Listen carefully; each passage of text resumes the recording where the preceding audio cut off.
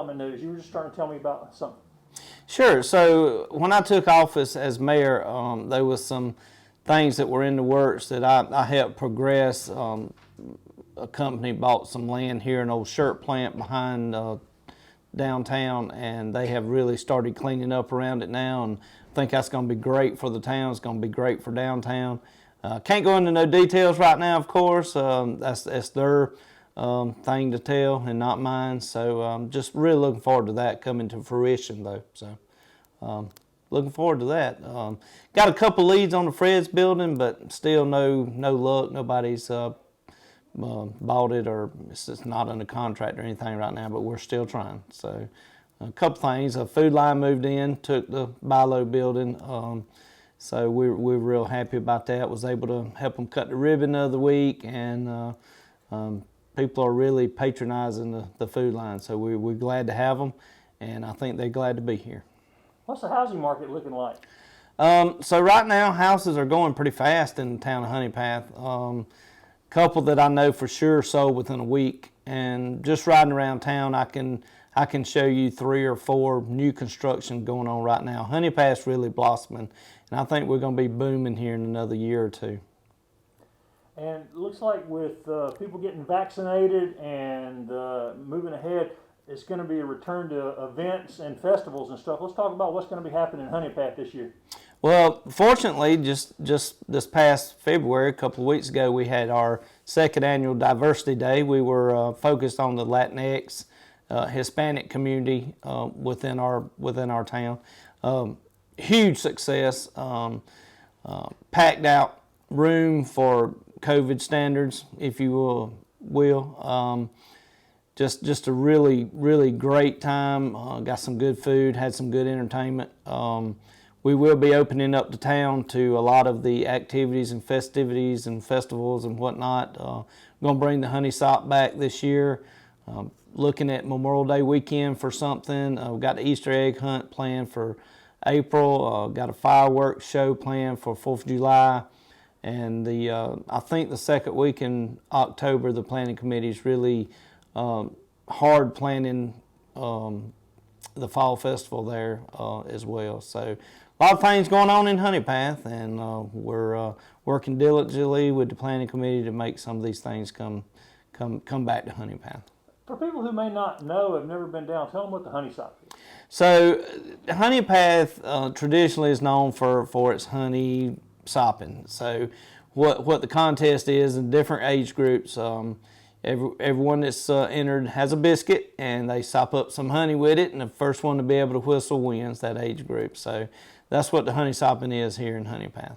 But there's lots of things that go around and surround that too as part of the event, right? Oh, sure. We have entertainment and vendors and crafts and arts. People that come out and sell, and food, and just a lot of people. I think we average 5,000-6,000 people, from outside come in. We're going to have a car show this year surrounding the events. Want to go ahead and mention Joe Jackson's name. He's very instrumental in bringing car shows and cruise-ins here to our town. He was the one that brought Smokey and the Bandit in the car and the truck here a couple years ago, and he runs Classic Pontiac Rescue, I believe is the name of it, down in the old Ford dealership across from M&M Shell. So Joe Jackson, super guy, and we're glad to have him in our town because he could choose other towns, and he's a big asset to us. So glad he's here.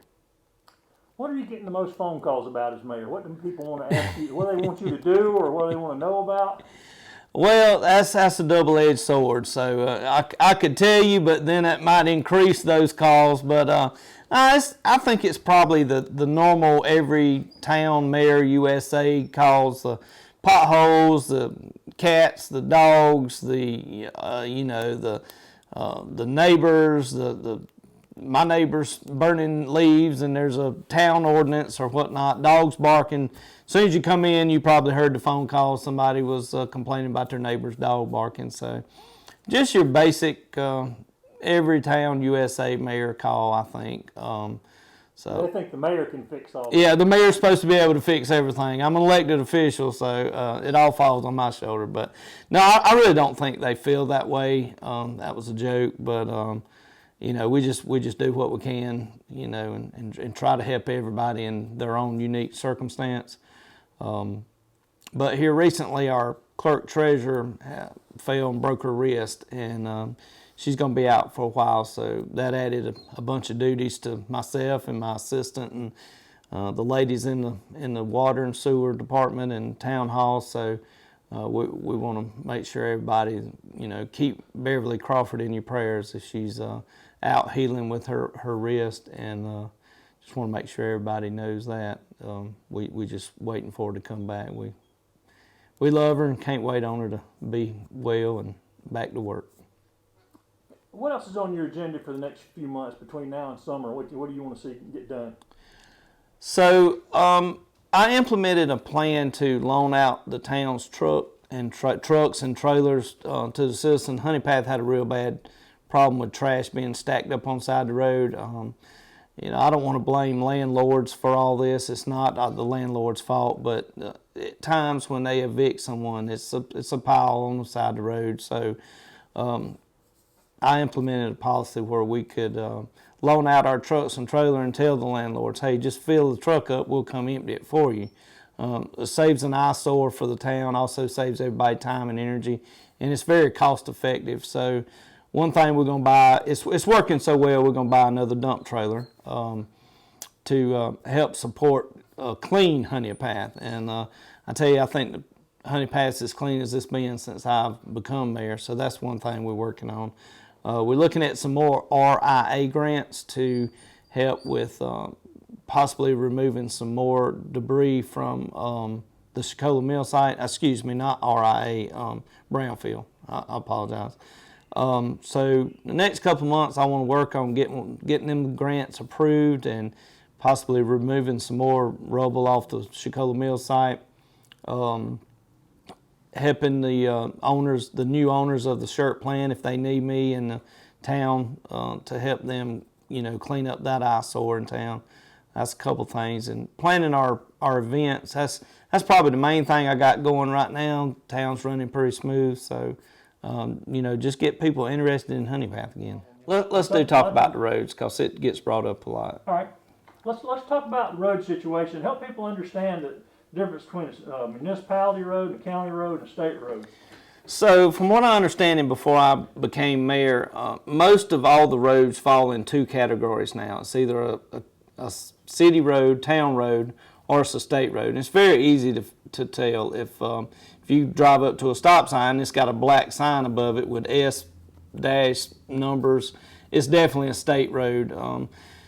Chicola, is it Chicola Drive or Chicola Avenue? Anyway, Chicola is one of our roads here in Honey Path, and it gets a lot of attention, but unfortunately it's a state road. And if Honey Path had the funds, we would just take over all the roads, but we don't. We're a small town. We're you know, we're not broke, but we're not rich by any means. So it's hard to start repairing state roads, because once you start repairing it, they're going to let you from now on. It's going to be your road. So Rusty Burns and his crew in Anderson has always been down on the spot to help us whenever I've called. So I know the county's not just pushing the roads off on us, but they are ours now. So it's either our road or a state road. So got a lot of problems in Honey Path, got a lot of potholes, got several citizens irate about the situation, and I understand their frustration. But right now we're doing the best we can, and hopefully I can get Mike Gambrell and Jay West on board soon, and they can push some funds our way from the House Appropriations Committee, and see if we can't get some funds from the state and really do some good with the roads here in Honey Path. So we do have several other options other than, you know, barring a truck and trailer. We have our trash route, of course, and if you're not able to pick things up and put them in a trailer or a truck, we do have a front end loader that we bring out and then pick up couches or whatever off the side of the road. I prefer you not to do that way, but sometimes you can't help it. We do have a recycle center. You can find the hours online, or you can call Town Hall, because I don't know them right off.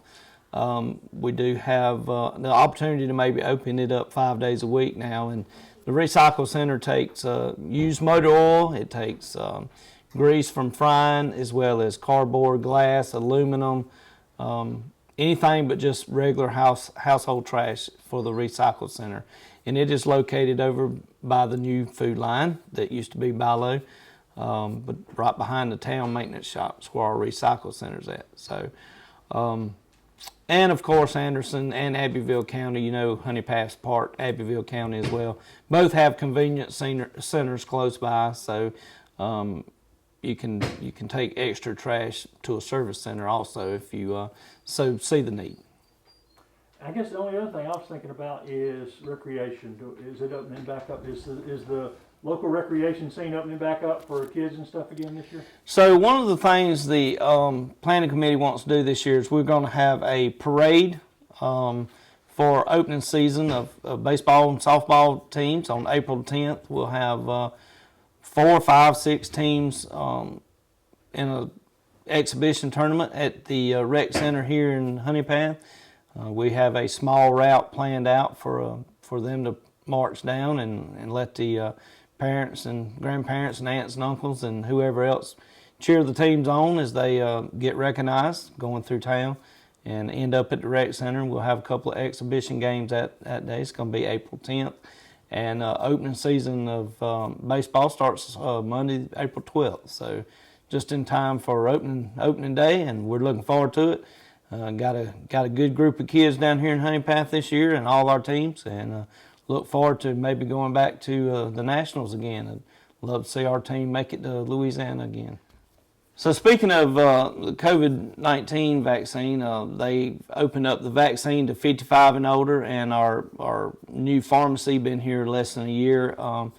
Mr. Ken's, what we call him, he has some shots available and has already administered quite a few of them to town folk, and we want to keep that going. We want to get anybody that wants to be vaccinated. We definitely don't want to force nobody to take it, but it is readily available, and we are able to give the Johnson & Johnson 1 shot, and the other ones, the 2-shot method. I think Mr. Ken has both of them at the Honey Path Pharmacy here in town. So things are looking good. Numbers are coming down.